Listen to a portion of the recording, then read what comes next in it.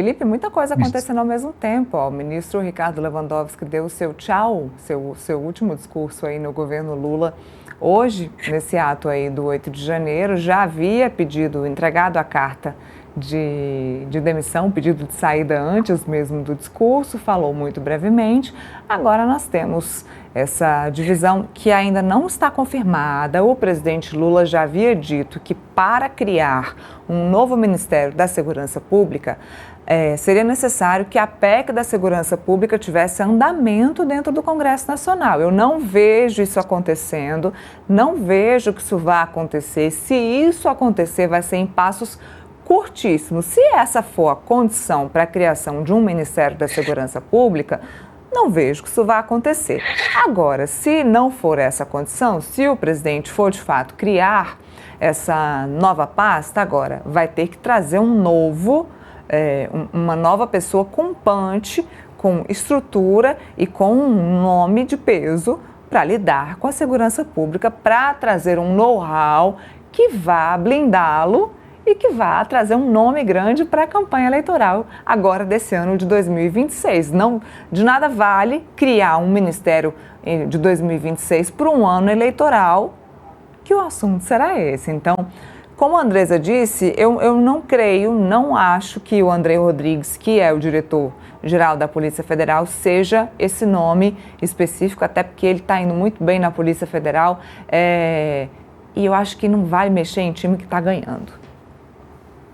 Exatamente, esse é um dos pontos principais, né? Para que você vai arrumar o tal Ministério da Segurança Pública e vai atrapalhar o andamento da Polícia Federal? A Polícia Federal, no governo Lula, está indo muito bem, né? As grandes operações da Polícia Federal esse ano foram responsáveis por revelar vários crimes assim nos estados, né?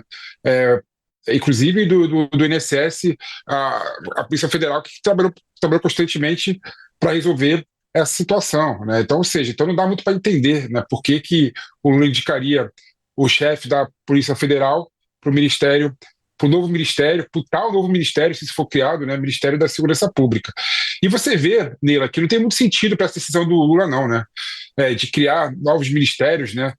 Separando o Ministério da Justiça e o Ministério da Segurança Pública em ano eleitoral, para você poder dar mais ênfase à segurança pública, que vai ser a pauta principal das eleições. Primeiro porque, quando você cria mais ministério, o que está por trás da lógica é exatamente você ter mais aliado no poder, né? Distribuir cargo para poder formar a tua coalizão e poder ajudar nos debates e na votação na Câmara e no Congresso, né? Em anos de eleição, a gente sabe que os políticos todos, né, não vão poder ficar no cargo de ministro até depois de abril, né? Ou seja, ele teria que abrir mão, né, do cargo antes de abril para poder ocorrer às eleições. Então, o efeito prático eleitoral de você segmentar o Ministério da Justiça e o Ministério da Segurança Pública é nulo, né? É zero, né? Então, não tem muito sentido do Lula fazer isso em ano eleitoral. Aí você vê, né, que falta um pouco, no meu modo de ver, um pouco de cadência, né, um pouco de compromisso do governo Lula com as pessoas que trabalham para ele, né? O Lewandowski, quer você goste do Lewandowski, é um nome respeitado no Brasil, né? Foi ministro do Supremo Tribunal Federal, dialoga bem com o Congresso Nacional, tem a respeitabilidade de juízes, né, do Brasil todo, porque é bom lembrar que o ministro da Justiça, ele é responsável também pela interlocução com o Poder Judiciário como um todo, né? O Lewandowski tinha essa interlocução. E outro ponto também, por que você vai criar o Ministério da Segurança Pública, né, e vai esvaziar o Ministério da Justiça, né? Qual que é o efeito prático disso? Então, é tudo perfumaria, Neila, é tudo assuntos periféricos. Parece que o governo está querendo criar, né, narrativas de segurança pública por meio de situações periféricas e de perfumaria, né? Isso é desimportante. O que é importante é o projeto de segurança pública de fato. O que é importante é o Poder Executivo conseguir sentar à mesa com o Poder Legislativo e tentar fazer com que a PEC da segurança pública saia, porque a população precisa de segurança pública melhor. É incrível, né? Não sai do papel. Um PL antifacção que a gente achou que fosse andar mais rápido, uma PEC da segurança pública que está parado desde abril.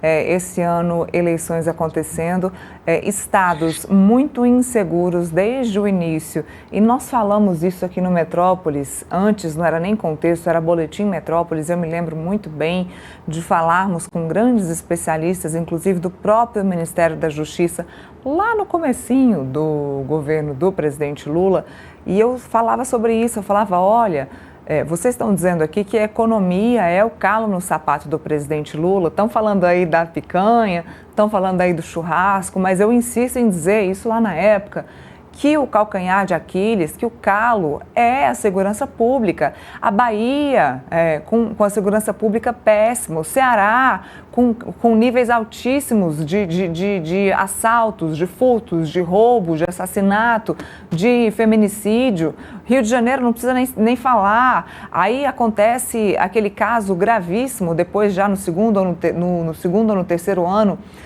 do governo Lula 3, que aconteceu na Baixada Santista, um crime gravíssimo aí com grandes mortes, com o Derrite aí à frente da segurança pública, o Tarcísio Derrite à frente da segurança pública, e nada acontece. O que aconteceu foi que eles ganharam palmas porque conseguiu matar mais gente de facção criminosa, mas o ponto principal, o cerne da situação não foi resolvido.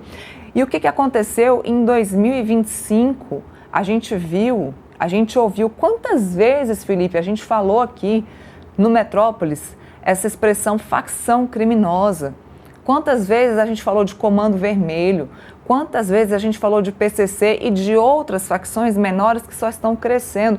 Ontem a gente começou a falar de trem de Aragua, que está se espalhando da Venezuela aqui para o Brasil. Aonde isso vai parar?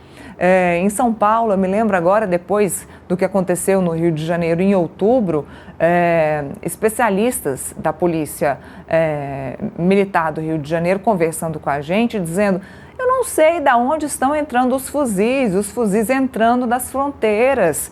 Então, e daí as fronteiras não estão sendo fiscalizadas, as milícias não estão sendo controladas, as facções criminosas não estão sendo controladas, a política não resolve isso, quem é que vai resolver?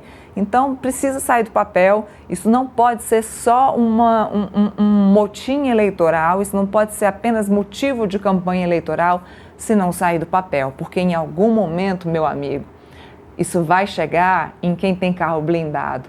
Em algum momento, meu amigo, isso vai chegar em quem está andando de helicóptero e quem está lá em Trancoso, em quem está em Punta del Este. Em algum momento, isso vai chegar em quem não está andando de ônibus. Pode ter certeza, em algum momento isso vai chegar em você. Isso vai chegar no seu filho que está estudando na universidade particular e que não precisa pegar o ônibus para chegar na universidade pública. Infelizmente, as coisas elas vão chegar nesse nível. Eu espero que não cheguem nesse nível, mas é necessário que a política pública, ela, de fato, aconteça. Eu espero não ter que falar mais sobre isso aqui no nosso programa. Espero que isso seja, de fato, resolvido na campanha desse ano para a política acontecer no ano que vem, Felipe. Espero não ficar brava mais sobre esse assunto. Mas o pior é que você vai ficar brava, Nila. Tem coisas que não mudam no Brasil e você vê que a discussão em torno da segurança pública está andando de lado, né? Não está tendo nenhum projeto efetivo para resolver o problema da segurança pública no Brasil, né? Todos os indicadores, né, de segurança pública pioram em todos os estados, né? Ceará, Bahia, São Paulo, muitos indicadores, né, melhoraram, mas a maioria piorou, né? Ou seja, todos os indicadores vêm piorando o tempo inteiro, né? Aí você vê, por exemplo, pega partidos de esquerda e de direita, pega partido da base do governo e da oposição, né? Ceará e Bahia, né? Bahia, inclusive, um dos piores estados de segurança pública, né? É o país governado pelo PT, né? Mas Rio de Janeiro, por exemplo, né? São Paulo, né? Ou seja, da oposição, né, partido de direita, piora também a segurança pública.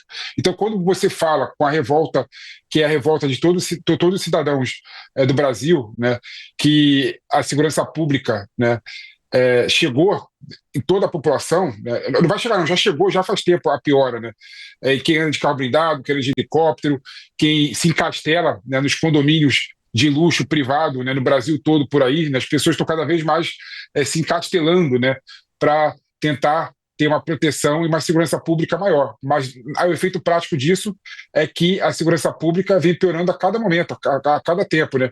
E isso por culpa do governo, né, que é incapaz de criar políticas públicas eficientes relacionadas com a segurança pública.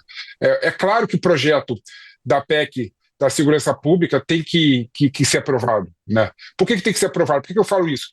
Pelo simples fato, né, que a ideia que tinha a Constituição de 88 de colocar para os Estados federados a responsabilidade para combater a segurança pública não resolve mais. Não resolve mais. Você tem que ter mais poder da União Federal, você tem que ter mais políticas de coordenação entre os Estados federados e a União Federal, né? Eu não sei, mas o fato é que tem que mudar a estrutura de combate à violência, de combate às facções criminosas e de melhoria da segurança pública. Então, temos que discutir sim a estrutura da segurança pública no Brasil, né? E o que você vê, Neila, de tudo isso? Vê que o projeto que o governo Lula está apresentando para a população em ano eleitoral é o quê? Separar a pasta de segurança pública da pasta do Ministério da Justiça, ou seja, perfumaria e coisas periféricas.